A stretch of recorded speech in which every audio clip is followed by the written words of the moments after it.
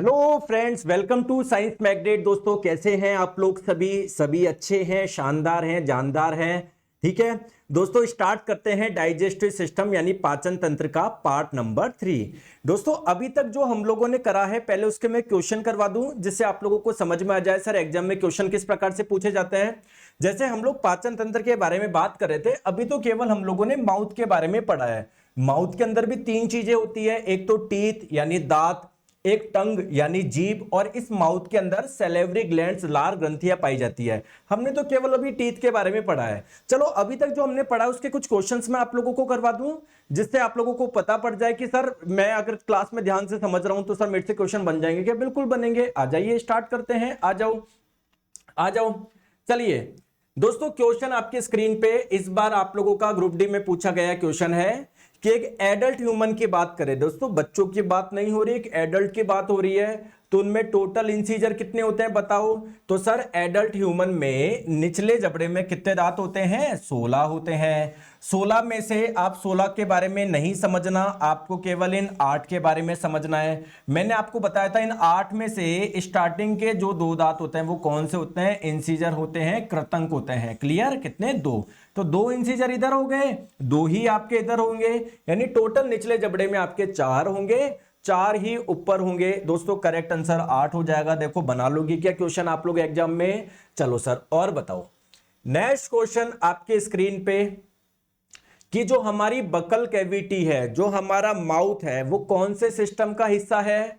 आपको पता है सर माउथ जो है ना वो डाइजेशन में हेल्प कर रहा है। तो दोस्तों ये डाइजेस्टिव सिस्टम का हिस्सा है, ये पाचन तंत्र का हिस्सा है। बताओ कर लोगे सॉल्व? बिल्कुल सर कर लेंगे। चलो बताओ। नेक्स्ट क्वेश्चन आपका एनटीपीसी में पूछा गया कि सर जो हमारी एलिमेंट्री कैनाल है, जो हमारी आहार नाल है, यानी माउथ से लेकर बिल्कुल लास्ट लार्ज इंटेस्टाइन का जो आखिरी पार्ट है ना, जहां से आपका मल निकलेगा, उस आखिरी पार्ट को बोलते हैं एनस यानी गुदा। तो आपके माउथ से लेकर वहां तक का पार्ट कितना है? मैंने आपको बताया था ना कल, 30 फीट। और अगर मीटर में पूछे तो सर 9 मीटर। तो कोई मीटर में आंसर पूछा गया है, 9 आपका आंसर हो जाएगा। ऑप्शन नंबर डी हो जाएगा। याद है या भूल गए? चलो नेक्स्ट क्वेश्चन, मैंने आपको बताया कि इनमें से कौन सा पाचन तंत्र का हिस्सा नहीं है। सर हमारी बॉडी के वो ऑर्गन जो पाचन का काम करवा रहे हैं उसे आप लोग क्या बोलोगे? पाचन तंत्र। उन अंगों के समूह को आप लोग बोलोगे पाचन तंत्र। तो इनमें से बताओ कौन सा ऑर्गन है जिसका पाचन से कोई लेना देना नहीं है? दोस्तों हमारा हार्ट, हृदय। हार्ट का काम है ब्लड को सर्कुलेट कराना, यानी ये सर्कुलेटरी सिस्टम का कार्य है। सॉरी, सर्कुलेटरी सिस्टम यानी परिसंचरण तंत्र का भाग है, ना कि आप लोगों का किसका? पाचन तंत्र का। क्लियर है क्या? एक बच्चा यार इतने तेज कमेंट आ रहे, पता नहीं क्या बोल रहा है। पढ़ाई के अलावा पता नहीं क्या बातें करते हो आप हैं। सर जी मैं यूपीएससी पर एएलपी का फॉर्म भरा हूं, मेरा दोस्त कह रहा है गलत जगह से फॉर्म फिल कर दिया। हाँ दोस्त आपका 5 बार एएलपी बन चुका ना, तो उसको पता है अगर ये जोन से भर देंगे तो सिलेक्शन हो जाएगा। कोई जोन आपने जो भरा है ना ही कोई गलत है ना ही कोई सही है। अगर आप लोग अच्छे से पढ़ाई कर रहे हो, किसी भी जोन से सेलेक्ट कर लो, आप लोगों का सिलेक्शन होगा, बिल्कुल होगा, 100% होगा। ठीक है, पढ़ाई पे ध्यान रखो। आ जाओ दोस्तों, पाचन के बाद में प्रोटीन आपका किस में कन्वर्ट हो जाएगा? मैंने आपको बताया था कि जो हम लोग कार्बोहाइड्रेट खाएंगे, जब इसका डाइजेशन हो जाएगा, पाचन हो जाएगा, इससे आपको क्या मिल जाएगा? ग्लूकोज मिल जाएगा। दोस्तों प्रोटीन जो होता है ना वो बहुत सारे अमीनो अम्ल से मिलके बना होता है। तो जब प्रोटीन का डाइजेशन हो जाएगा उससे आपको अमीनो एसिड मिल जाएगा। बताओ क्या मिल जाएगा? किस में कन्वर्ट हो जाएगा? ऑप्शन नंबर डी में। चलिए बताओ, अब आएगा इस क्वेश्चन में मजा। देखिए दोस्तों, जो दांत का इनिमल होता है वो किसका बना होता है? सर आपने बताया था कि जो हमारा टीथ है ना, जैसे मान लो ये कोई टीथ है सर, इसकी जो सबसे आउटर लेयर है, सबसे ऊपरी वाली परत है ना सर, इसको आपने बताया था इनेमल है।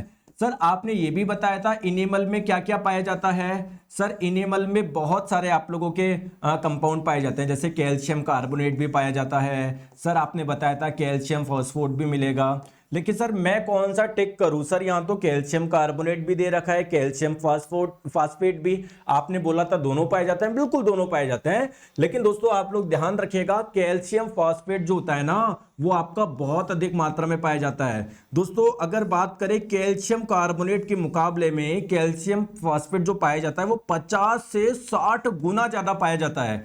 तो तो अगर आप लोगों को एक ऑप्शन चुनना हो तो क्या चुनोगे, कैल्शियम फॉस्फेट चुनोगे। ठीक है, तो देखो मैं आपको क्या बोल रहा हूं, डाइजेस्टिव सिस्टम का एक छोटा कॉन्सेप्ट भी आपका कवर होगा, है ना। अगर कुछ एक दो रहता है, मैं आपको सारे क्वेश्चन करवा रहा हूं, कुछ चीजें आपको क्वेश्चन में भी सिखा दूंगा। ठीक है, आ जाओ। चलो, तो आई होप आपको समझ में आ गया होगा। माउथ में अब आगे चले, टीथ के बारे में समझ चुके हैं, अब टंग के बारे में पढ़े। बिल्कुल सर, अब टंग के बारे में हम लोग पढ़ते हैं। अरे भैया समझ में आ गई क्या, आ गई क्या है, तो बस आ रही ना समझ में। सुमित जी कोई बात नहीं, आज खुल गया ना, चलो प्लीज। ठीक है, आज अब बात करते हैं दोस्तों हमारे टंग के बारे में। सर टंग का काम क्या है, देखो हमारे माउथ में सलाइवा बनेगा ना, लार, और दोस्तों जो सलाइवा होता है वो भोजन का पाचन करवाएगा, क्योंकि उसमें बहुत इंपॉर्टेंट एंजाइम्स है जो भोजन का पाचन करवाएंगे। ठीक है सर, एक्चुअली में दोस्तों भोजन में सलाइवा जाना भी तो चाहिए, तभी तो भोजन का पाचन हो पाएगा। तो वो काम कौन करेगा, आप लोगों की टंग करेगी। साथ में दोस्तों जो टंग होती है, ये आप जो भोजन करते हो उससे जो स्वाद का अनुभव होता है वो भी टंग के द्वारा होता है। बिल्कुल सर। और दोस्तों आप लोगों से टंग से एक चीज आप लोग ध्यान रखिएगा, टंग जो है ना वो मस्कुलर ऑर्गन है, यानी मांस। अब आप प्लीज कमेंट बंद कर दो, अब प्लीज आप, हाँ मैं सब करवाऊंगा लोमेश कुमार जी, हर जैसे जैसे आपका टॉपिक होता जाएगा उससे संबंधित जो क्वेश्चन है वो मैं आपको सब करवाऊंगा, आप निश्चिंत रहो, बस अब इधर पढ़ाई रखो। देखो दोस्तों, जैसे क्या आपका जो नाक है इसमें कोई हड्डी पाई जाती है, बिल्कुल पाई जाती है सर। दोस्तों अगर मैं आपको बात करूं, आपके हाथ में हड्डी पाई जाती है कि बिल्कुल। दोस्तों क्या हमारी जो जीभ है, क्या इसमें कोई हड्डी पाई जाती है कि नहीं सर, ये पूरा किसका बना हुआ है, मसल्स का बना हुआ है, मांसपेशी का बना हुआ है। तो ऐसे ऑर्गन जो केवल मसल्स के बने होते हैं उसको बोलते हैं मस्कुलर ऑर्गन। तो सर क्या ये एक मस्कुलर ऑर्गन है क्या, बिल्कुल, क्योंकि ये मांसपेशी का बना हुआ है। दोस्तों ध्यान रखोगे, ये जो मांसपेशी है ना, यानी ये जो टंग है ना, इसका एक एंड तो आपका बाहर लटका हुआ है, फ्री है। दोस्तों इसका जो एक किनारा है वो कहीं ना कहीं से तो आपका अटैच होगा। तो एक्चुअली में ये हमारे बॉडी में बहुत सारी हड्डी पाई जाती है, उनमें से एक हड्डी है जिसका नाम है हायोड बोन। तो अगर आप लोगों से बोला जाए कि ये जो टंग होती है वो किससे कनेक्ट होती है, आप लोग बोलोगे सर हायोड बोन से कनेक्ट होती है। क्लियर, तो इसके बारे में आपको कुछ पॉइंट्स याद रखना है। सर ये एक मस्कुलर ऑर्गन है, पहली इंपॉर्टेंट चीज। दूसरी बात क्या है, ये किससे कनेक्ट होती है, सर पीछे एक बोन होती है जिसका नाम है हायोड बोन, तो ये उससे कनेक्ट होती है। दोस्तों इसकी लंबाई जो होती है वो कितनी होती है, 10 सेंटीमीटर इसकी लंबाई होती है। चलो ठीक है सर, बहुत बढ़िया। अब दोस्तों एक चीज आप लोग ध्यान रखो, हम लोगों को लगता है कि जो हमारी टंग होती है ना, टंग में जो भी हम लोग खाते हैं, किसी का स्वाद मीठा होता है, किसी का खट्टा होता है, तो हमारी टंग से देखो टंग इतनी छोटी सी है और आप लोग जो भोजन करते हो उसमें कितने अलग अलग स्वाद होता है, किसी में खट्टा, किसी में मीठा, किसी में कड़वा। तो दोस्तों टंग ने अपने अलग अलग पार्ट को ये जिम्मेदारी सौंप रखी है। जैसे सर, जैसे टंग का जो आगे वाला पार्ट होगा इससे स्वीट यानी मीठे स्वाद का अनुभव होगा। दोस्तों जो पीछे वाला पार्ट होगा उससे कड़वे स्वाद का अनुभव होगा। तो मैं आपको अलग अलग पार्ट बताता हूं जिससे अलग अलग स्वाद का अनुभव होता है। जैसे अगर हम लोग बात करें हमारे टंग के सॉरी दोस्तों, ये वाला भाग है ना, ये वाला जो भाग जो आप लोग पिंक कलर से देख पा रहे हो, है ना, ये वाले भाग से कसेले स्वाद यानी उमामी स्वाद का अनुभव होगा। उमामी, कसेला स्वाद कौन सा होता है, कड़वा। जैसे टमाटर को बहुत समय तक रखोगे तो आपके कड़वे से हो जाता है ना, तो उसको बोलते हैं कसेला स्वाद। ठीक है दोस्तों, सौर खट्टे स्वाद की बात करें, जो आपकी टंग के ये वाला पार्ट है ना, लेफ्ट में और राइट में, तो इस वाले पार्ट से आपको खट्टे स्वाद का अनुभव होगा। जो बिल्कुल आगे की जो टिप वाला पार्ट है इससे स्वीट यानी मीठे स्वाद का अनुभव होगा। दोस्तों बिल्कुल जो पीछे वाला पार्ट है इससे आपका कड़वा यानी बिटर स्वाद का अनुभव होगा। दोस्तों आप लोगों के ये आगे का थोड़ा सा टिप और ये यहां की टिप और यहां की टिप से सॉल्टी यानी नमकीन स्वाद का अनुभव होगा। ठीक है सर, ये आपने बता दिया, याद रह गया, ठीक है। लेकिन सर आपको समझना पड़ेगा कि टंग में ऐसी क्या चीज है, सर मसल्स का ही तो बना हुआ है, टंग में ऐसा क्या है जिससे मुझे स्वाद का अनुभव हो रहा है। आइए मैं आप लोगों को समझाता हूं। देखो मेरी बात को आप लोग ध्यान से समझो, तो थोड़ी सी टंग की सरफेस के बारे में आपको समझना पड़ेगा, इसकी सतह के बारे में आपको समझना पड़ेगा, तभी आप लोग बता पाओगे कि सर इससे स्वाद का अनुभव क्यों हो रहा है। देखो प्लीज मेरी बात को आप लोग ध्यान से देखिएगा। दोस्तों ये रही हमारी टंग, एक सेकेंड, ये रही हमारी टंग, ये हमारी जीभ है। दोस्तों अगर आप लोग टीथ पे हाथ लगाओगे तो क्या टीथ पे ऐसे देखते हो कि छोटे छोटे कांटे जैसे स्ट्रक्चर होते हैं छोटे छोटे, वो आप हाथ लगाओगे आपको अनुभव नहीं होगा। जैसे स्ट्रॉबेरी पे जब आप लोग हाथ लगाते हो तो ऐसे कांटे जैसे स्ट्रक्चर लगते हैं ना, वैसे ही दोस्तों आप लोग टंग पे जब हाथ लगाओगे ना तो छोटे छोटे से दाने जैसे स्ट्रक्चर होते हैं, वो आप हाथ लगाओगे पता नहीं पड़ेगा क्योंकि बहुत महीन होते हैं, कोई बहुत ज्यादा शार्प नहीं होते हैं आप लोगों के, ठीक है क्या। तो बेसिकली आप लोगों के जो ये छोटे छोटे दाने जैसे पाए जा रहे हैं ना, उसको आप लोग बोलते हैं पेपिला। क्या बोलते हैं? पेपिला। तो बेसिकली जो टंग होते हैं ना उस पे क्या पाए जाते हैं? पेपिला पाए जाते हैं। अब दोस्तों इस एक पेपिला को भी मैं माइक्रोस्कोप से देखूं ना, इस एक पेपिला को भी मैं माइक्रोस्कोप से मैं बड़ा करके आप लोगों को देखूं ना, ठीक है। बेसिकली पेपिला क्या है सर? प्रोजेक्शन है, उभार है, छोटे छोटे जो दाने निकल रहे हैं, छोटे छोटे उभार निकल रहे हैं, उसको बोल रहे हैं पेपिला। अब प्यारे दोस्तों ध्यान रखोगे, जब इस पेपिला को, इसको जब आप लोग माइक्रोस्कोप से बड़ा करके देखोगे ना दोस्तों, इसके अंदर छोटी छोटी क्या पाई जाती है?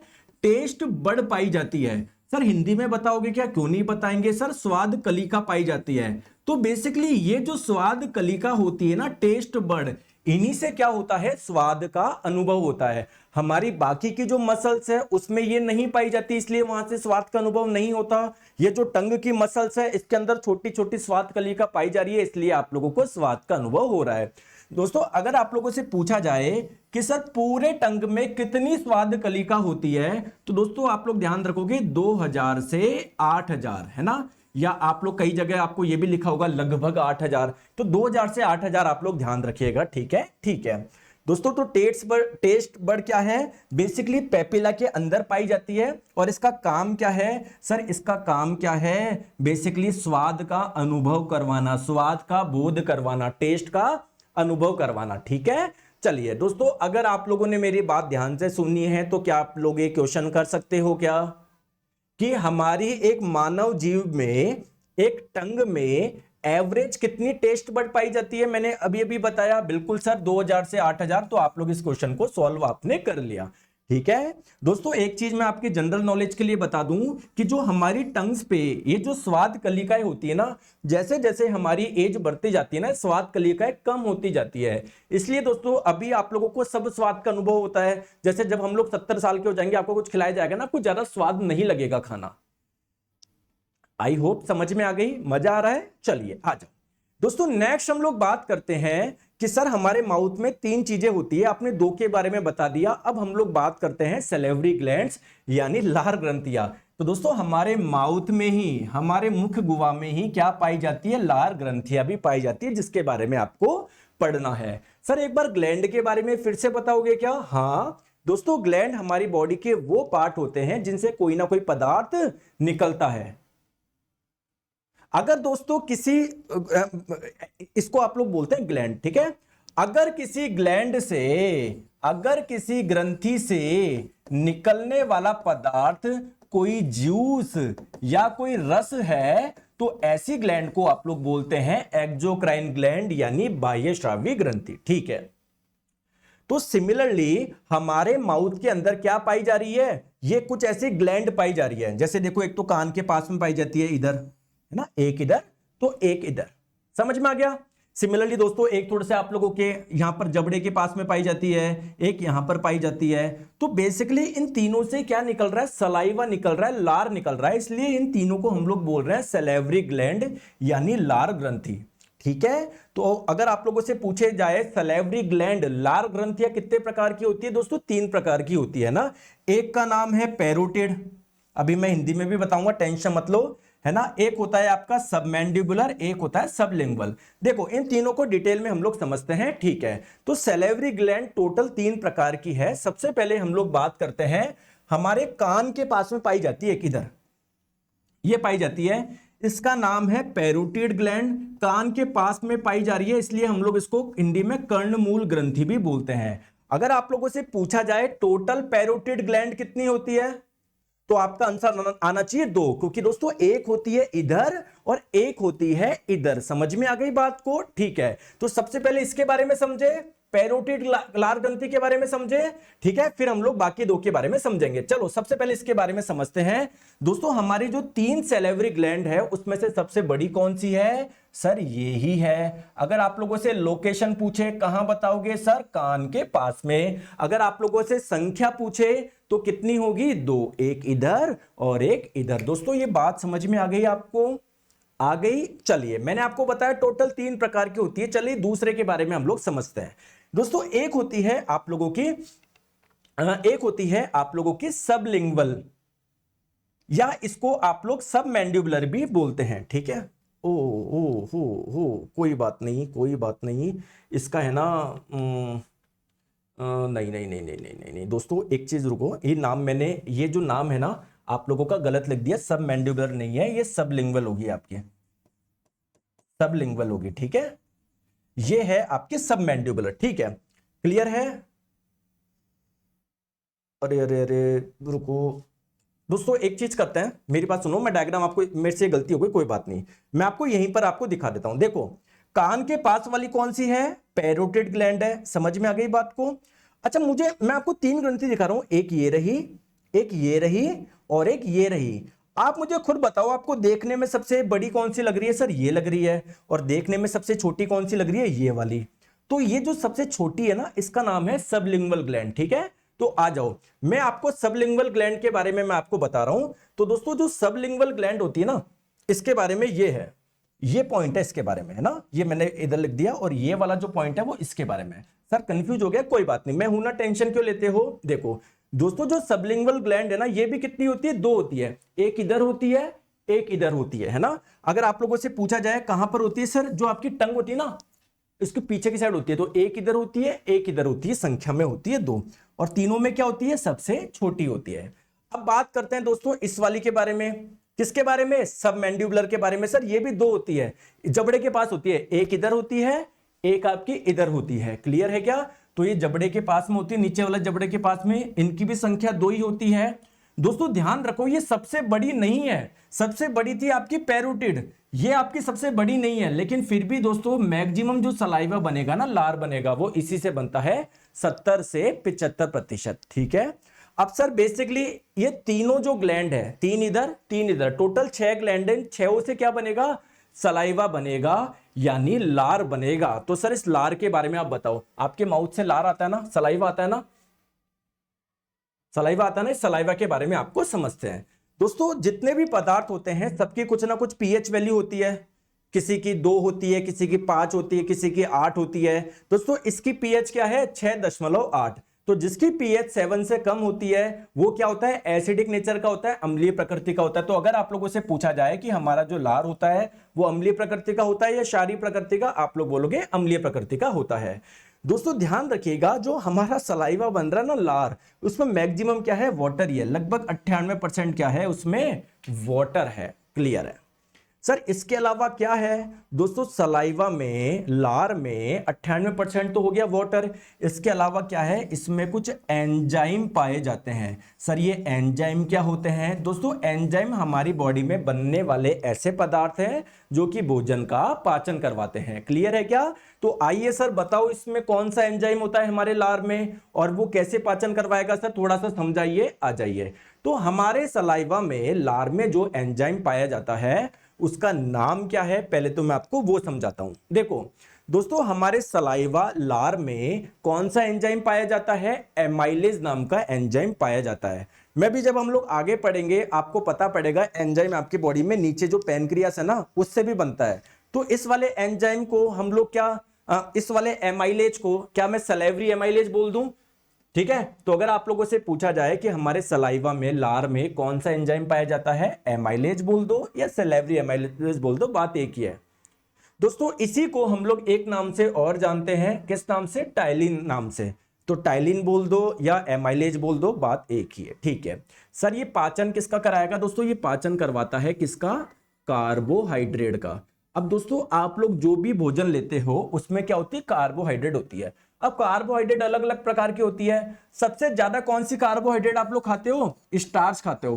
क्यों सर? दोस्तों स्टार्च सब में मिलेगी आपको, सब्जी में मिलेगी, वेजिटेबल में मिलेगी, आपके जो ग्रेन होता है ना, अनाज, उसमें मिलेगी।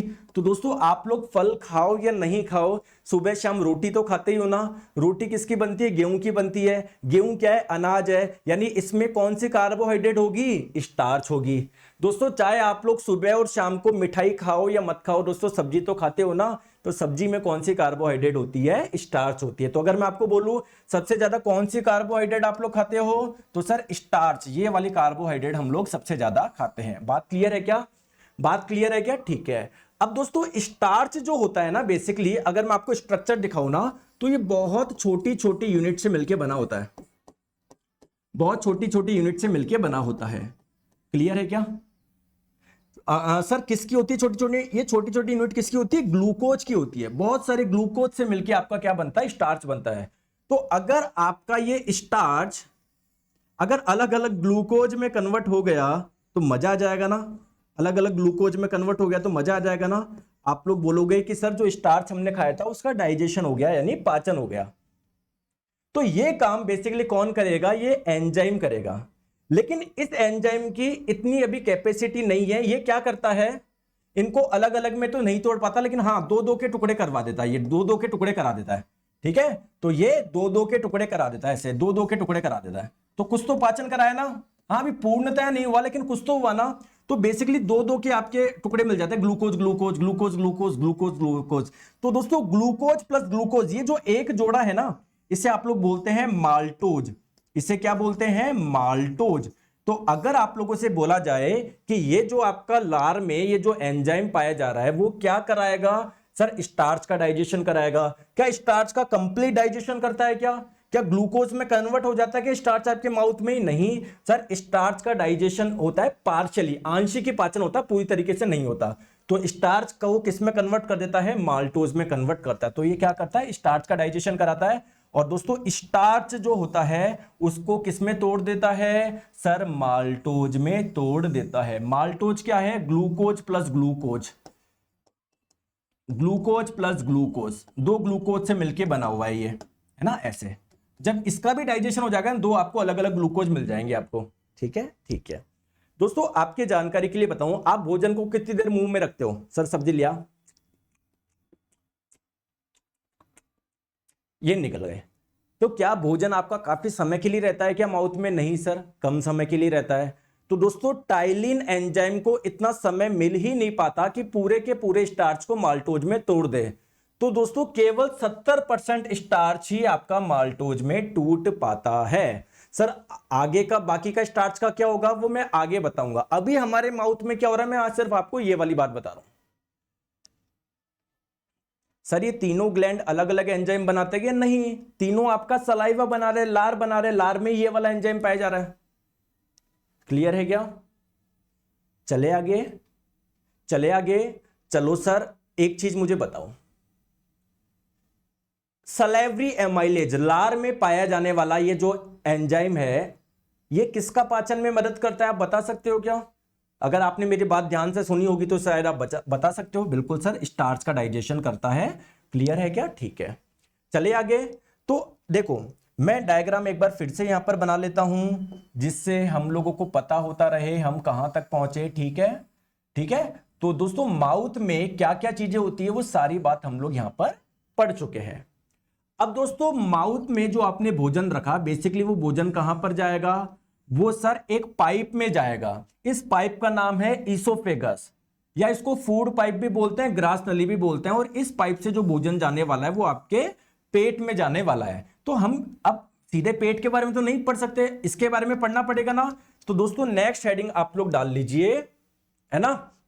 अच्छा वो डालने से पहले एक चीज और मैं बता दूं दोस्तों, यहां पर क्या हुआ, हमारा जो फूड था इसमें सलाइवा मिक्स हो गया ना। तो दोस्तों जब फूड में सलाइवा मिक्स होता है ना, इस चीज को आप लोग बोलते हैं बोलस। तो अगर आप लोगों से कोई पूछे कि बोलस क्या है, तो आपने माउथ में जब भोजन रखा उसमें सलाइवा भी तो मिक्स हो गया।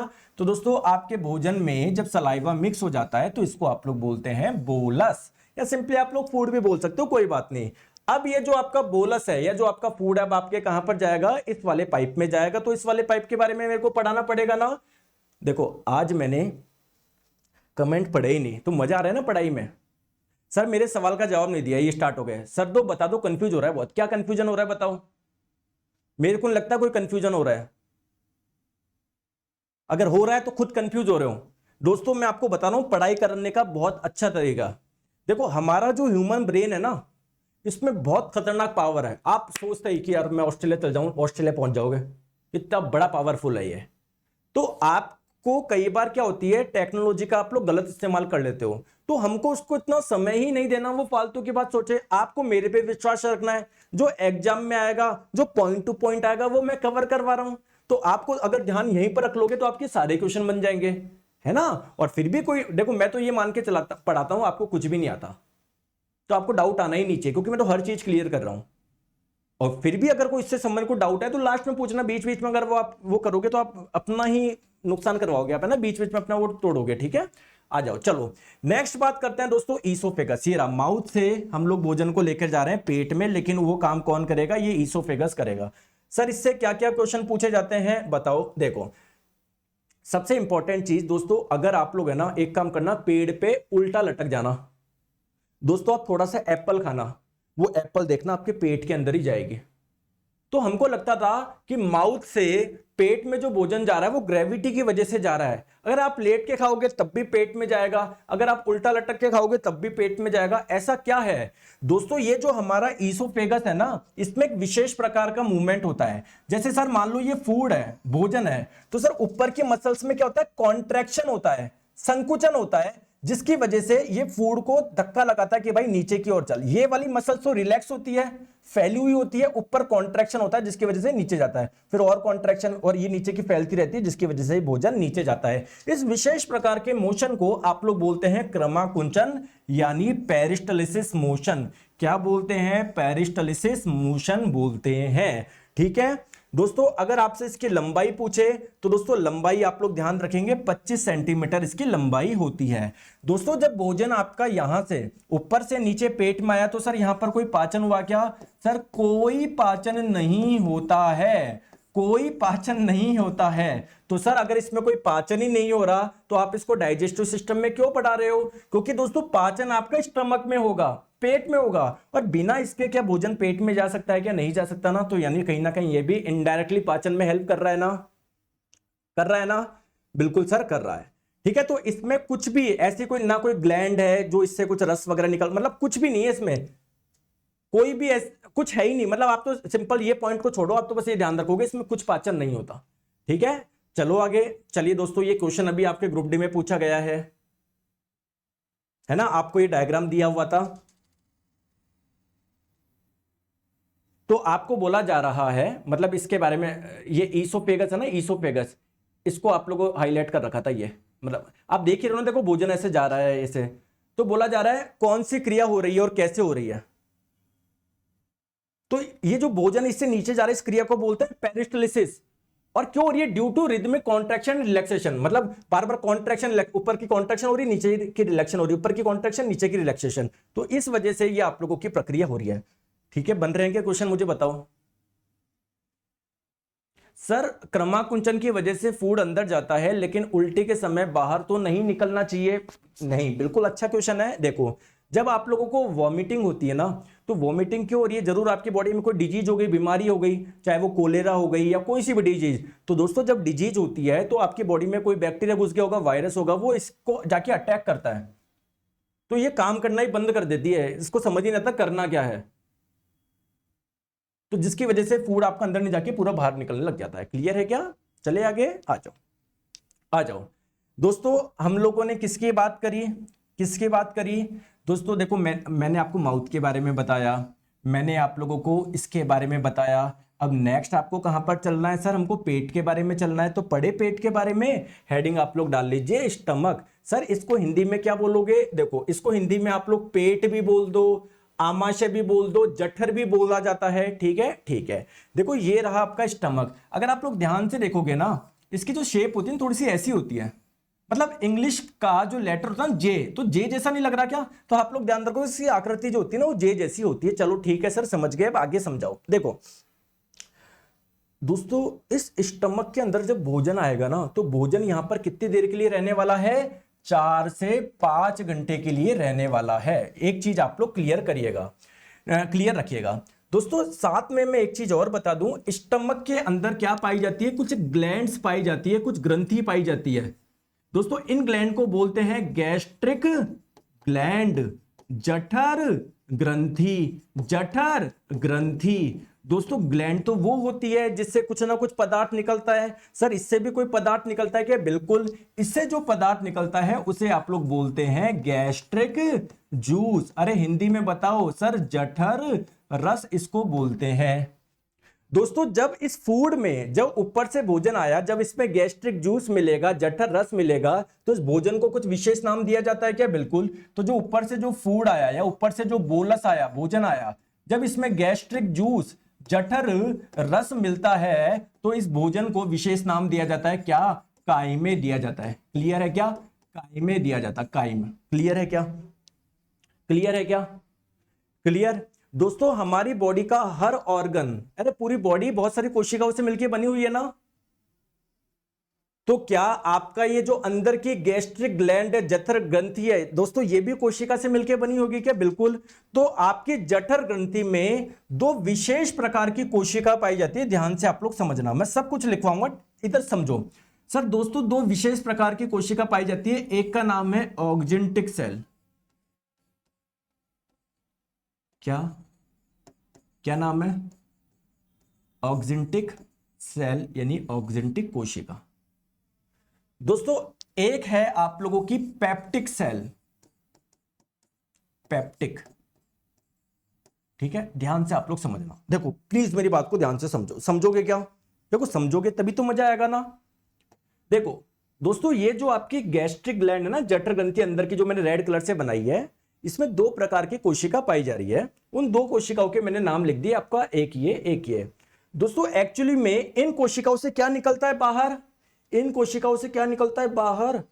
HCl निकलता है। क्या निकलता है? HCl। HCl क्या है सर? एक एसिड, आपने केमिस्ट्री में पढ़ाया भी था, नहीं पढ़ा तो कोई बात नहीं। HCl ध्यान रखो, एक एसिड है, एक अम्ल है। दोस्तों इन सेल से क्या निकलता है? इन सेल से निकलते हैं सर कुछ एंजाइम। सर एंजाइम्स क्या होते हैं? सर ऐसे पदार्थ जो भोजन का पाचन करवाएंगे। क्लियर है क्या? तो ये HCl और एंजाइम जब आपस में मिलते हैं या इनके मिश्रण को ही आप लोग क्या बोलते हैं? क्या बोलते हैं? गैस्ट्रिक जूस बोलते हैं, जठर रस बोलते हैं। तो आप लोगों से एग्जाम में कई बार पूछा जाता है, पेट में बनने वाला जो गैस्ट्रिक जूस है, जठर रस, उसमें कौन सा एसिड पाया जाता है? आंसर दोगे HCl। क्या उसमें कोई एंजाइम पाया जाता है? बिल्कुल पाया जाता है। मैंने अभी आपको इसके बारे में नहीं बताया, लेकिन पाया तो जाता है ना, पाया तो जाता है ना, बताओ। बोलते नहीं हो, गंदे बच्चे हो, बोलते नहीं हो सर, हम नहीं बोलेंगे। सर नाम तो बताओ। अरे बताएंगे, टेंशन क्यों लेते हो? दोस्तों एंजाइम क्या है सर? हमारी बॉडी में बनने वाले वो पदार्थ जो भोजन का पाचन करवाते हैं। तो यार ये एंजाइम भी किसी ना किसी का तो पाचन करवाएंगे ना। मैं आपको बताऊं ये किसका पाचन करवाएंगे? प्रोटीन का करवाएंगे। तो पहले थोड़ा सा प्रोटीन के बारे में समझा दूं क्या आपको, है ना? आ जाओ, देखो आ जाओ। दोस्तों जो आप लोग भोजन लेते हो, क्या उसमें प्रोटीन होता है क्या? नहीं सर मैं तो खाता ही नहीं हूं नॉनवेज। अरे क्या प्रोटीन उसमें होता, केवल उसी में होता है क्या? है जो आप दूध लेते हो उसमें भी प्रोटीन होता है। मानते कम होता है। जो अनाज वगैरह होता है उसमें भी प्रोटीन होता है। मानते उतना नहीं होता जितना स्टार्च होता है। सोयाबीन में बहुत सारा प्रोटीन होता है। दाल आप लोग खाते हो उसमें प्रोटीन होता है। यार क्यों क्यों नहीं होता? प्रोटीन होता है ना। ठीक है दोस्तों, मैंने आपको बताया प्रोटीन भी बहुत छोटी छोटी यूनिट से मिलकर बना हुआ है। इसको आप लोग क्या बोलते हो? इसकी छोटी जो छोटी यूनिट है उसको क्या बोलते हो? अमीनो एसिड यानी अमीनो अम्ल। यानी जब सर प्रोटीन का कंप्लीट डाइजेशन हो जाएगा, क्या आपको बहुत सारे अमीनो एसिड मिल जाएंगे क्या? बताओ हाँ या ना, बताओ हाँ या ना। और जब प्रोटीन आपके अमीनो एसिड में कन्वर्ट हो जाएगा तो आप लोग बोलोगे कि सर प्रोटीन का पाचन हो गया है। इतनी सी बात समझ में आपको आ गई होगी। ठीक है दोस्तों, एक चीज आप लोग ध्यान रखेंगे, जैसे ये एक अमीनो अम्ल है, ये दूसरा अमीनो अम्ल है, ये तीसरा है, तो क्या दो अमीनो अम्ल किसी ना किसी बॉन्ड से तो जुड़े होंगे ना, किसी ना किसी बंध से। दोस्तों इस बॉन्ड को क्या बोलते हैं? पेप्टाइड बॉन्ड बोलते हैं, पेप्टाइड बंध बोलते हैं। बोलो बात आई क्या समझ में? आई क्या? बिल्कुल सर आई। तो मुझे बताओ एक बॉन्ड होगा या बहुत सारे बॉन्ड होंगे? सर प्रोटीन के अंदर तो ऐसे बहुत सारे बॉन्ड होंगे, है ना। तो इसीलिए प्रोटीन को हम लोग पॉलीपेप्टाइड के नाम से जानते हैं।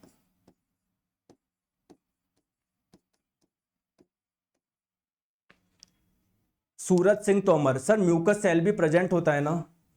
अरे सब बताएंगे, इतना ओवर स्मार्ट क्यों बन रहे हो यार? आपको सब बताऊंगा, आप आगे क्यों बढ़ रहे हो? मुझे पता है आपको बहुत कुछ आता है ना। तो कमेंट मत करो, बस आपको आता है रख लो, अपने तक रख लो प्लीज, है ना। मेरी रिक्वेस्ट है यार, आप इतने समझदार बच्चे हो सारे, हैं प्लीज। अब आप आगे वो वाली बात करते हो जो हम आगे पढ़ेंगे, जैसे सर म्यूकस की लेयर, अरे बताऊंगा यार, सब बताऊंगा, बीच बीच में क्यों बोल रहे हो आप? हैं आप तो बस इधर ध्यान लगा लो, कुछ नहीं करना है आपको। आ जाओ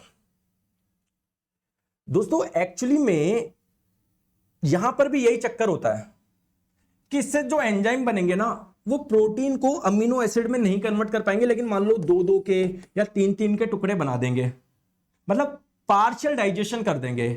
तो दोस्तों ये दो के टुकड़े या तीन के टुकड़े, इसको क्या बोलते हैं? पेप्टोन बोलते हैं। क्या? पेप्टोन। तो बेसिकली जैसे स्टार्च माल्टोज में टूटा था, ये प्रोटीन जो है ये आपका पेप्टोन में टूटेगा, और जब आपका पेप्टोन अमीनो एसिड में टूटेगा तब बोलेंगे हम लोग प्रोटीन का कंप्लीट डाइजेशन हुआ है। यहां पर केवल ये वाली घटना ही होगी, पेट में आपके यही वाली घटना होगी। लेकिन सर पेट में घटना कर कौन रहा है? पेट में ये जो एंजाइम्स बन रहे हैं ना, वो ये वाला काम करवाएंगे। सर कौन कौन से एंजाइम बनते हैं बताओ दोस्तों? आपका जो एंजाइम है ना, जो एंजाइम बनता है उसका नाम है पेप्सिन। क्या नाम है? पेप्सिन। दोस्तों ये करेगा प्रोटीन को पेप्टोन में तोड़ने का काम, ये वाला एंजाइम करेगा। लेकिन दोस्तों एक चीज आप लोग ध्यान रखिएगा कि ये जो एंजाइम बनता है ना पेप्सिन, ये आपका इनएक्टिव होता है, काम ही नहीं कर पाता, काम ही नहीं कर पाता, काम ही नहीं कर पाता। इसको काम करने के लिए चाहिए एसिडिक मीडियम, अम्लीय पदार्थ चाहिए कोई। तो जैसे ही ये एंजाइम बनेगा पेप्सिन, ये HCl के कांटेक्ट में आएगा, तब जाके क्या होगा? ये एक्टिव हो पाएगा, तब जाके ये काम कर पाएगा। तो जब ये इनएक्टिव था तो इसको हम लोग प्रोपेप्सिन भी बोल सकते हैं, यानी पेप्सिन का जस्ट एक स्टेप पहले, अभी काम नहीं कर पा रहा है। अभी मैं सब समझाऊंगा, टेंशन मत लो। सिमिलरली दोस्तों एक एंजाइम और बनता है जिसका नाम है प्रोरेनिन। दोस्तों इसके साथ में भी यही दिक्कत है, ये भी इनएक्टिव है, लेकिन जब HCl के कांटेक्ट में आएगा तो ये भी एक्टिव हो जाएगा, ये भी डाइजेशन करेगा। सर ये किसका डाइजेशन करता है? ये भी प्रोटीन का डाइजेशन करता है। तो सर इसमें और इसमें क्या फर्क हुए? ये दोस्तों एक विशेष प्रकार के प्रोटीन का डाइजेशन करता है, वो प्रोटीन पाया जाता है आपके मिल्क में, है ना।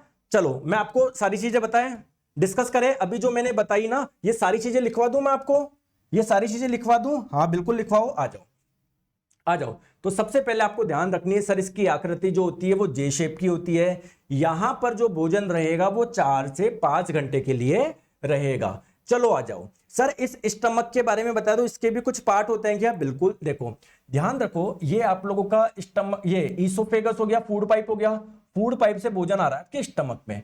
अब देखो इसके 3 पार्ट है बेसिकली, आप पार्ट के नाम याद भी नहीं रखोगे ना तब भी चल जाएंगे, लेकिन फिर भी आप लोग ध्यान रखो। एक तो दोस्तों ये सबसे ऊपर वाला पार्ट, इसका सिर मान लो ऊपर का टॉप पार्ट, इसको बोलते हैं फंडस। क्या बोलते हैं? फंडस, ठीक है। एक दोस्तों आप लोगों का कौन सा वाला पार्ट? ये वाला पार्ट जो आपका ईसोफेगस से कनेक्टेड है, इसको बोलते हैं कार्डिया। और बिल्कुल दोस्तों आपका लास्ट वाला पार्ट जो आपके छोटी आंत से कनेक्ट होगा, इसको बोलते हैं आप लोग क्या? पाइलोरस। ये ध्यान रख लोगे क्या?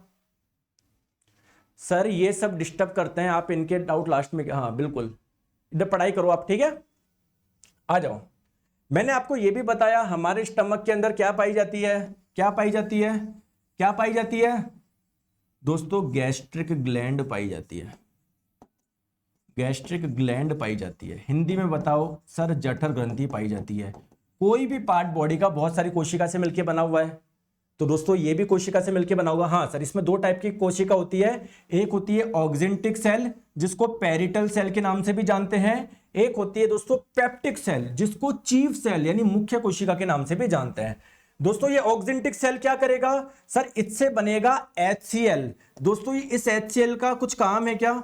बिल्कुल सर, इसके 2 काम है। एक काम तो ये है कि जो एंजाइम्स बनेंगे ना उनको एक्टिव करेगा, एंजाइम को सक्रिय करेगा, एक्टिव करेगा, सक्रिय करेगा। दोस्तों दूसरा काम क्या है, हमारा जो फूड होता है ना, अगर इस फूड के अंदर कुछ बैक्टीरिया वगैरह होता है ना, उसको नष्ट करता है। क्योंकि अगर वो बैक्टीरिया नष्ट नहीं हुए तो वो नीचे आपके जाएंगे, आपके बॉडी में हो सकता है स्मॉल इंटेस्टाइन में कुछ इंफेक्शन ला दे या लार्ज इंटेस्टाइन में ला दे। क्लियर है क्या? तो इसके दो काम है। सर ये कैसे एंजाइम को एक्टिव करेगा, अभी मैं आपको बताता हूं। देखो इधर आओ, देखो इन पेप्टिक सेल से, ये चीफ सेल से क्या बनेंगे सर, एंजाइम बनेंगे। ठीक है, अब आ जाओ दोस्तों, एक्चुअली में जो इनसे एंजाइम बनता है वो कौन सा बनता है, पेप्सिनोजन नाम का एक एंजाइम बनता है, या इसको आप लोग है ना प्रोपेप्सिन, प्रोपेप्सिन भी बोल सकते हो। ठीक है, लेकिन बेसिकली आप ये बोल दो पेप्सिन एंजाइम बनता है, आप तो ये मान लो पेप्सिन नाम का एक एंजाइम बनता है। ये एंजाइम इनएक्टिव होता है, लेकिन जब इस पे HCl गिरता है, HCl के कांटेक्ट में आता है तो ये एक्टिव हो जाता है। इस एक्टिव का नाम क्या है, पेप्सिन है, मतलब ये बोल दो पेप्सिन एक्टिव हो गया। सिमिलरली एक एंजाइम और बनता है प्रोरेनिन, तो जब ये HCl के कांटेक्ट में आएगा तो इसको किस में बदल देगा, रेनिन में बदल देगा। मतलब ये एंजाइम जो है ना एक्टिव है, सक्रिय है, अब ये काम कर सकता है। अब ये आप तो कुल मिला के ये ध्यान रख सकते हो सर, गैस्ट्रिक ग्लैंड जो होती है ना, जठर ग्रंथि जो होती है, उनके द्वारा दो एंजाइम बन रहे हैं, या हमारे स्टमक में दो एंजाइम बन रहे हैं, एक पेप्सिन एक रेनिन। सर ये काम कैसे करेंगे दोनों, आ जाइए मैं आपको बताऊं। दोस्तों प्रोटीन आप लोग खाते हो क्या, बिल्कुल सर खाता हूं। तो ये जो ये पेप्सिन जो एंजाइम है ना, ये क्या कर देगा, प्रोटीन को तोड़ देगा पेप्टोन में, या इसको आप लोग पेप्टाइड भी बोल सकते हो। किसमें तोड़ देगा, पेप्टोन में तोड़ देगा, प्रोटीन को पेप्टोन में तोड़ देगा। अमीनो एसिड में नहीं तोड़ा, यानी अभी कंप्लीट डाइजेशन नहीं हुआ, अभी आंशिक पार्शियली हुआ है, तो प्रोटीन को किस में तोड़ देगा, पेप्टोन में तोड़ देगा, या इसको आप लोग पेप्टाइड भी बोल सकते हो। ठीक है सर, मुझे ये बताओ कैसीन, सॉरी ये रेनिन क्या करेगा। दोस्तों एक विशेष प्रकार का प्रोटीन होता है जो मिल्क में पाया जाता है, जिसका नाम है कैसीन। तो ये जो रेनिन होता है ना, इस कैसीन का डाइजेशन करके किस में तोड़ देगा, पैरा कैसीन में तोड़ देगा। फिर इस पैरा कैसीन पे ये जो एंजाइम होगा ना आप लोगों का, कौन सा, पेप्सिन एंजाइम, ये इस पैरा कैसीन को किस में तोड़ देगा, पेप्टाइड में तोड़ देगा। तो कुल मिला के मैं आपको ये समझाना चाह रहा हूं कि यार हमारे स्टमक में जो फूड आया था, इसमें जो प्रोटीन था ना, चाहे वो प्रोटीन कोई सा भी प्रोटीन हो, वो अल्टीमेटली आपका टूट गया किसमें, पेप्टाइड में टूट गया, या आप लोग बोल दो पेप्टोन में टूट गया। मतलब डाइजेशन हो गया, कुछ डाइजेशन हो गया। बात क्लियर है क्या, बात क्लियर है क्या, क्लियर है, यहां तक क्लियर है। अभी एक क्वेश्चन कराऊंगा और समझ में आ जाएगा। तो दोस्तों स्टमक से ये जो HCl बन रहा है ना, इसकी pH वैल्यू कितनी होती है, 1.5 to 1.8, यानी बहुत ही ज्यादा एसिडिक नेचर का है। क्लियर है क्या? तो ये आपका जो HCl बना, इससे ये क्या कर रहा है सर, एंजाइम को एक्टिवेट कर रहा है। दोस्तों आपके मन में क्वेश्चन आ रहा होगा कि सर इतना खतरनाक एसिड है, तो जब भी स्टमक के कांटेक्ट में आएगा तो स्टमक को जलाएगा नहीं क्या? अगर हमारी स्किन पे कुछ एसिड गिर जाती है सर, हमारी स्किन जो होती है ना जल जाती है। तो होता क्या है, देखो हमारे स्टमक के इंटरनल वॉल पे एक लेयर होती है, एक लेयर पाई जाती है, किसकी, किसकी पाई जाती है, बोलते नहीं हो सर, म्यूकस की पाई जाती है। म्यूकस बोले तो श्लेष्मा की पाई जाती है। तो ये म्यूकस जो होता है, क्या होता है, सर्दियों के दिनों में आपके नाक से कुछ आता है ना, उसे म्यूकस बोलते हैं। तो बेसिकली बहुत आप लोगों का गाढ़ा म्यूकस यहां पर जमा होता है, जो HCl के प्रभाव से आपको बचाएगा म्यूकस को। अगर मान लो आपकी म्यूकस कहीं से हट गया तो HCl डायरेक्ट आपके पेट के कांटेक्ट में आ जाएगा, वहां पर जला देगा, घाव हो जाएगा। दोस्तों इसी को बोलते हैं पेट में अल्सर हो जाना, इसी को बोलते हैं पेट में अल्सर हो जाना। क्लियर है क्या, क्लियर? तो चलो एक क्वेश्चन करो पहले, तो आप इसका बताओ, अभी समझ में नहीं आ रहा आपको, आया नहीं आया, देखते हैं, बताओ करो। निम्न में से कौन सा आमाशय में बनने वाला एक प्रोटीन पाचक एंजाइम है? मतलब ऐसा कौन सा एंजाइम है जो कि क्या हो रहा है, आमाशय में बन रहा है और जो प्रोटीन का डाइजेशन करेगा, बताओ इसका नाम क्या है, पेप्सिन नाम है। बहुत जने आंसर दे रहे हैं HCl। अरे ये कोई एक एंजाइम थोड़ी है, ये कोई एक एंजाइम थोड़ी है, एंजाइम तो ये है। चलो आ जाओ, इसका आंसर बताओ, बताओ। उस एंजाइम का नाम आपको बताना है जो प्रोटीन को पेप्टाइड में तोड़ेगा। मैंने अभी आपको बताया, क्या बताया कि सर स्टमक के अंदर जब फूड आता है, इस भोजन में जो प्रोटीन होता है ना, उसका डाइजेशन होता है, और प्रोटीन के डाइजेशन से आपको क्या मिलता है सर, पेप्टाइड बोल दो या पेप्टोन बोल दो, बात एक ही है। क्लियर है क्या? तो ये काम कौन कर रहा है? प्रोटीन को पेप्टाइड में तोड़ने का काम। सर हमारे स्टमक में जो पेप्सिन बनता है ना सर, वो ये काम कर रहा है। बताओ बन रहे हैं क्या क्वेश्चन? बन रहे हैं क्या क्वेश्चन? बन रहे नहीं बन रहे बताओ। तो ऐसे ही सारे एग्जाम में भी जब आप देखने जाओगे ना, इस बार का जो एग्जाम देने जाओगे, चाहे LP, technician, JE, group D, कुछ भी ऐसे क्वेश्चन बनेंगे। इसलिए मैं बोल रहा हूं अच्छे से पढ़ो, कोई बात नहीं, टाइम लग रहा है यार। देखो बहुत जने ये बोलते हैं, बोले सर 2 क्लास चलाओ 3, अरे यार कोई मतलब नहीं है।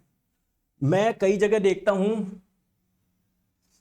बहुत जनों ने अभी कोर्स लॉन्च करा है रेलवे का, उसमें लिखा जाता है मैथ्स की क्लास है मान लो फॉर एग्जांपल 2 बजे, रीजनिंग की क्लास ये है, जीके में पॉलिटी की क्लास इतने बजे, हिस्ट्री क्लास इतनी है, कोई साइंस में बोल रहा है मैथ्स, साइंस में फिजिक्स अपन इतने बजे पढ़ाएंगे, केमिस्ट्री इतने बजे अरे बच्चा बाउला हो जाएगा यार, बच्चे का सिलेक्शन करवाना है, ये तुम उसको क्या कर रखे हो?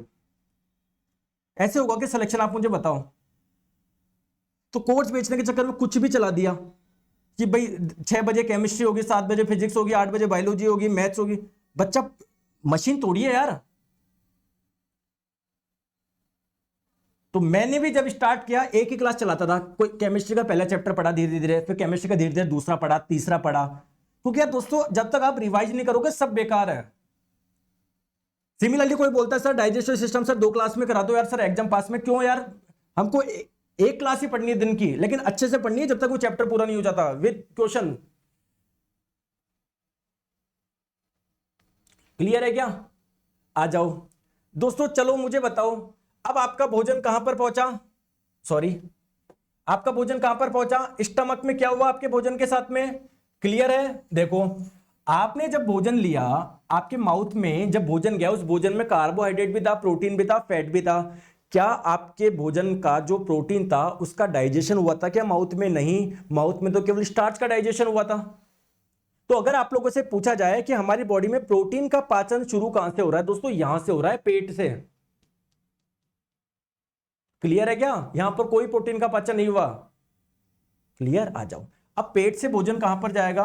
सर पेट से भोजन जाएगा सर स्मॉल इंटेस्टाइन में, छोटी आंत में। तो आ जाओ दोस्तों, इस स्मॉल इंटेस्टाइन यानी छोटी आंत के बारे में थोड़ा सा समझते हैं, थोड़ा सा समझते हैं, थोड़ा सा समझते हैं। समझा दूं कि आपकी इजाजत हो तो थोड़ा सा पानी पी लूं मैं?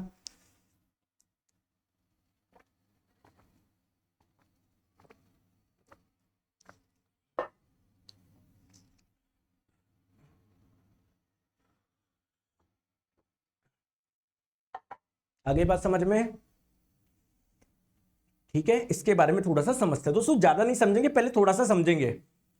क्योंकि यहां पर अभी क्या होंगे, लीवर से कुछ निकलेगा जो छोटी आंत में आएगा, पैनक्रियास से कुछ निकलेगा जो छोटी आंत में आएगा। पहले छोटी आंत के बारे में हल्का सा कुछ समझ लेते हैं। देखो दोस्तों, जो छोटी आंत है ना हमारी, देखो डायग्राम मैंने बनाया था क्या कहीं पर? अच्छा ये डायग्राम था क्या? कोई बात नहीं, मैं एक को डायग्राम बनाता हूं, आ जाओ। ये रहा आपका स्टमक, ये रहा आपका पेट। स्टमक से भोजन आपका इधर जाएगा ना दोस्तों, स्मॉल इंटेस्टाइन में जाएगा, छोटी आंत में जाएगा। अब दोस्तों ये जो एक्चुअली में ये जो पाइप है ना, ये बेसिकली कुंडलित है, काफी कॉइल्ड है। अगर आप इसको यहां से पकड़ के यहां से खींच दोगे ना, खींच दोगे तो उसकी लंबाई बहुत ज्यादा आएगी। तो दोस्तों इसकी लंबाई कितनी होती है? 6 से 6.5 मीटर होती है। सिमिलरली इसके बारे में एक चीज और मैं बताऊं, एक चीज और बताऊं दोस्तों, छोटी आंत के बाद में जो भोजन जाएगा ना, वो कहां पर जाएगा? यहां से आपकी बड़ी आंत स्टार्ट होती है, ऐसे जाएगा, ऐसे जाएगा। तो आप देखोगे इसकी सर बड़ी आंत की लंबाई तो काफी कम है, क्योंकि छोटी आंत तो अंदर बहुत घूमी हुई है। तो फिर सर इसको छोटा क्यों बोला? क्योंकि दोस्तों इसकी चौड़ाई है ना काफी कम है, केवल 1 इंच है, जबकि इसकी चौड़ाई जो है ना वो ज्यादा है ना। तो छोटी आंत की जो चौड़ाई है ना वो कितनी है? ये डायमीटर बोल दो, चौड़ाई बोल दो, 1 इंची है। बड़ी आंत की 3 इंच भी बताऊंगा मैं, ठीक है? तो इसके दोस्तों 3 पार्ट होते हैं। देखो इधर आओ, छोटी आंत का ये जो सबसे ऊपर वाला पार्ट है ना, सबसे ऊपर वाला पार्ट कौन सा है? जो सीधे स्टमक से कनेक्ट हो रहा है, सबसे ऊपर वाले पार्ट को बोलते हैं ड्यूडेनम, बीच वाले पार्ट को बोलते हैं जीजूनम, और आखिरी वाले पार्ट को बोलते हैं इलियम। तो अगर आप लोगों से एग्जाम में पूछा जाए छोटी आंत का कौन सा भाग पेट से कनेक्ट होता है, आंसर हो जाएगा ड्यूडेनम। अगर आप लोगों से पूछा जाए छोटी आंत का कौन सा भाग लार्ज इंटेस्टाइन से कनेक्ट होगा, तो सबसे आखिरी वाला भाग ही तो होगा ना, कौन सा होगा? इलियम होगा। क्लियर है क्या? चलो एक क्वेश्चन करा दूं क्या पहले? चलो यार ये क्वेश्चन कर लो पहले आप, बताओ ड्यूडेनम किसका भाग है? डैश का भाग है, किसका? छोटी आंत का भाग है डीडूनम, जीजूनम, इलियम। आई बात समझ में? आई बात समझ में? क्वेश्चन बना लोगे ना? बिल्कुल सर बना लेंगे, थोड़ा सा आगे चलो सर आप तो आ जाओ। दोस्तों मुझे एक चीज बतानी पड़ेगी, एक अलग से डायग्राम बनाना पड़ेगा, ठीक है? आ जाओ दोस्तों, प्लीज मेरी बात को, इस डायग्राम को आप लोग ध्यान से समझना।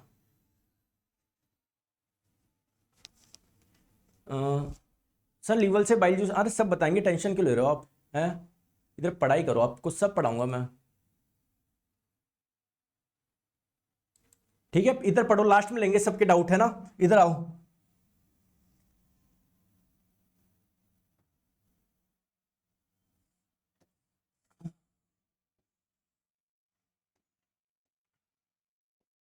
दोस्तों मैं एक चीज बताऊं आपको, आप जानते हो ताई जी किसको बोलते हैं ना? एक्चुअली जो मेरी ताई जी है ना, वो अभी एक्चुअली बीमार है दोस्तों, बहुत क्रूशियल कंडीशन में, आपको बता रहा हूँ। फिर भी मैं है ना उस सारी चीज़ों को ध्यान में रखते हुए मैं आप लोगों को पढ़ा रहा हूँ। तो प्लीज़ आप भी इस चीज़ की रेस्पेक्ट करिए, आप भी पढ़ाई पे ध्यान दीजिए यार, है ना? मतलब मैं जानता हूँ मैं भी कैसे पढ़ा रहा हूँ। वो हॉस्पिटल में एडमिट है पिछले 5-6 दिन से, बहुत गंदी तबीयत खराब है उनकी दोस्तों, मैं आपको बता नहीं सकता, मतलब बहुत बहुत ज़्यादा वाली।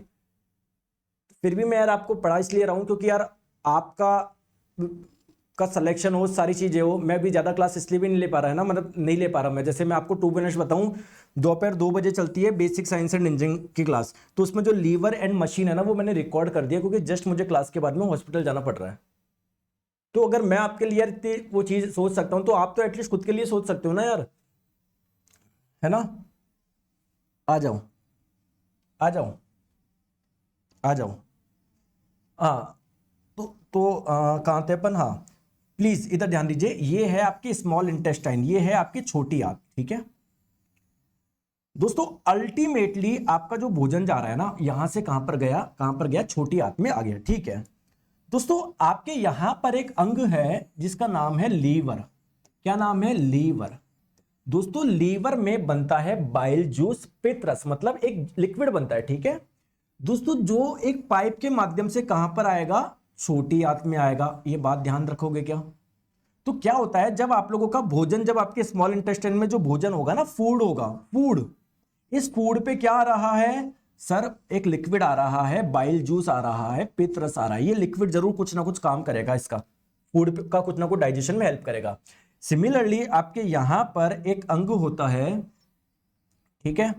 यहां पर एक अंग होता है आप लोगों का पत्तीनुमा आकृति का, जिसको आप लोग बोलते हैं पैनक्रियास। इससे भी दोस्तों एक लिक्विड बनता है, इसको बोलते हैं पैनक्रियाटिक जूस यानी अग्नाशय रस। क्लियर है क्या? समझ में आ गई क्या? क्लियर है क्या? चले, जो एक पाइप के माध्यम से, वो भी आपका कहां पर आएगा? वो रस भी कहां पर आएगा? आपके छोटी आंत में आएगा। तो छोटी आंत में जो फूड होगा उस पे आके क्या गिर रहा है सर? बाइल जूस गिर रहा है। और क्या गिर रहा है जाके? पैनक्रियाटिक जूस गिर रहा है, अग्नाशय रस गिर रहा है, ठीक है? तो पहले दोस्तों मैं आप लोगों को स्मॉल इंटेस्टाइन का बेसिक पार्ट मैंने आपको बता दिया, इसके बारे में बाद में समझेंगे। पहले हम लोग लीवर के बारे में समझेंगे, क्योंकि लीवर क्या कुछ ना कुछ तो निकाल रहा होगा जो यहां पर छोटी आंत में आएगा, ठीक है? तो नेक्स्ट हेडिंग आप लोग डाल लो, है ना? मैं आपको फिर से बताता हूं, ये मतलब मैंने वही लिख रखी है, देखो, the liver and pancreas send their secretion, मतलब उनसे जो सीक्रेशन होता है, उनसे जो श्रावण होता है ना, वो छोटी आंत में जाता है। तो आइए पहले समझते हैं निकल क्या रहा है। पहले आप लोग लीवर के बारे में समझो, हेडिंग डाल लो लीवर, ठीक है? लीवर, लीवर के बारे में हेडिंग डाल लो, ठीक है? ये रहा आपका लीवर, ऐसा दिखता है आप लोगों का लीवर। दोस्तों होता क्या है, लीवर जो है ये भी तो सेल से यानी कोशिका से मिलकर बना होगा। सर इसकी जो कोशिका होती है उसका कुछ विशेष नाम है क्या? बिल्कुल दोस्तों, इसका नाम है हेपेटिक सेल। क्या है? हेपेटिक सेल यानी हेपेटिक कोशिका, ठीक है दोस्तों? जैसे आपने देखा होगा, अगर छिपकली की पूंछ कट जाती है तो उसकी पूरी की पूरी बॉडी बन जाती है ना। सिमिलरली दोस्तों हमारा जो ऑर्गन है ना लीवर, ये लीवर ऑर्गन है, मान लो ये ऑर्गन है हमारा, ठीक है? इसका दोस्तों गलती से मान लो कट गया, ये पार्ट कट गया, है ना? तो ये अलग कर दो, तो दोस्तों मैक्सिमम पार्ट जहां पर होगा ना, वो ये रहा ना दोस्तों, ये अपने आप को वापस क्या कर लेगा? रीजनरेट कर लेगा। तो अगर आप लोगों से पूछा जाए हमारी बॉडी का कौन सा ऑर्गन ऐसा है जिसमें रीजनरेशन की प्रॉपर्टी पाई जाती है, दोस्तों थोड़ी सी चाय पी लूं।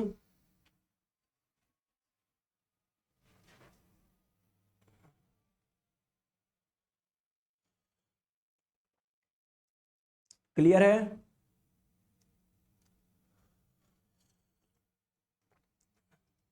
चले दोस्तों, अगर डाइजेस्टिव सिस्टम में 3 की जगह 4 क्लास में पढ़ाऊं, किसी को कोई दिक्कत है क्या? किसी को कोई दिक्कत है क्या? क्योंकि मैं चाहता हूं आपकी कोई भी चीज नहीं छोड़ूं, और मैं कोई टाइम तो पास करता नहीं हूं क्लास में ना। चलो आ जाओ। चलो दोस्तों, आज के लिए इतना ही रखते हैं। लीवर के बारे कल से स्टार्ट कर लेंगे हम लोग, लीवर है ना, वरना मैं स्टार्ट करूंगा समझ। अब आपके जो डाउट है वो पूछ लो। अब जो डाउट है आप लोगों के, आज जो पढ़ाया, जहां तक पढ़ाया उससे संबंधित जो डाउट है ना, अब पूछ लो। अब मेरे से डाउट है ना, फिर बाकी कल हो जाएगा पूरा, ये 100% कल हो जाएगा।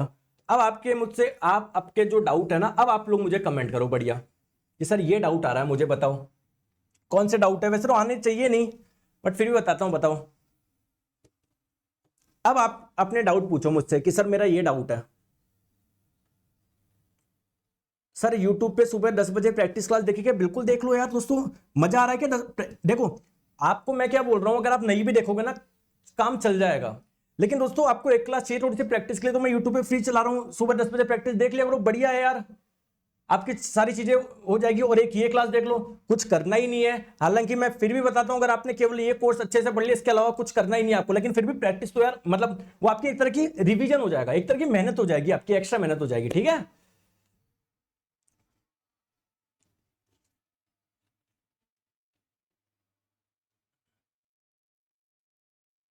सर आप जैसे पढ़ा रहे हो सिलेक्शन दिला दो बस, हाँ बस आपको मेहनत करनी है जो मैं पढ़ा रहा हूं।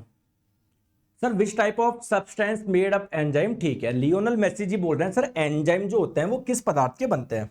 हालांकि मैं आपको आगे बताता, लेकिन अगर ठीक है अभी आप डाउट पूछ रहे तो मैं बता दूं। देखो दोस्तों, हमारी बॉडी में अलग अलग केमिकल्स बनते हैं।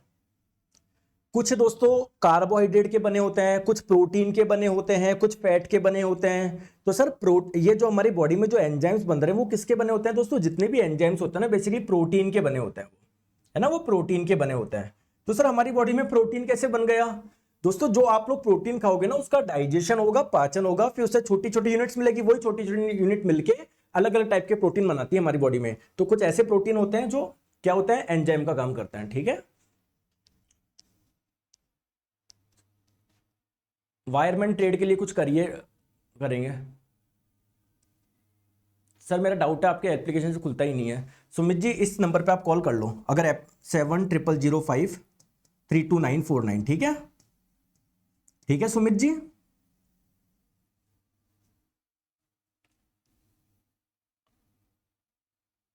चार्ली जी कमेंट करो डाउट अपना। अ, सर उमामी को डेलिसिस बताया था, डेलिसिस, हाँ तो बोल, अरे कसेला, कड़वा।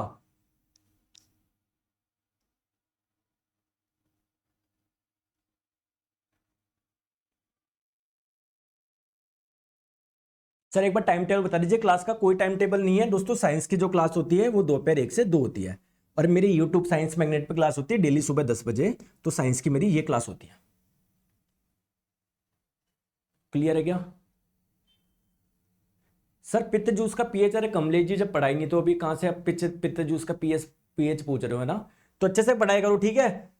क्लियर, चलिए, thank you so much, take care, bye bye.